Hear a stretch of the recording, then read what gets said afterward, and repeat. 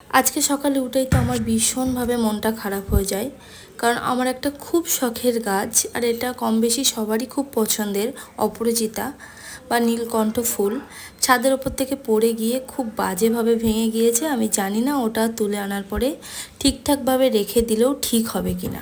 Hey hello everyone, good morning সবাইকে। যেহেতু গলিটা এতটাই সরু ছিল, আমি আর ঢুকিনি, ছেলেকে পাঠিয়েছি আনতে। আর ও এখন খুবই গাছ ভালোবাসে, কারণ ওই যে কথায় আছে, বাবা মাকে দেখেই বাচ্চা কাচ্চারা শিখবে। তো আমরা এতটাই গাছ ভালোবাসি, আমাদেরকে দেখেও বাচ্চাটাও শিখে গেছে। যাই হোক, দেখতেই পাচ্ছ গাছ দুটোতে পুরো ভর্তি কুড়ি ছিল, মানে ভর্তি মানে একদমই ভর্তি কুড়ি ছিল। সেই অবস্থায় পড়ে গেছে, আমি জানতেও পারিনি। আমার শাশুড়ি মা আমাকে বলল, পাশের গলিতে একটা গাছ পড়ে আছে, ওটা কি তোমার না অন্য কারোর? তো আমি গিয়ে দেখার পরে না, ওটা আমারই ছিল। কাল রাতে এতটাই হাওয়া হয়েছিল যে গাছটা পড়ে গিয়ে ভেঙে গেছে। যাই হোক, মন খারাপ করে তো বসে রাখলে হবে না, আপাতত বসিয়ে দিয়েছি একটা ভালো টবে, আশা করছি ঠিক হয়ে যাবে।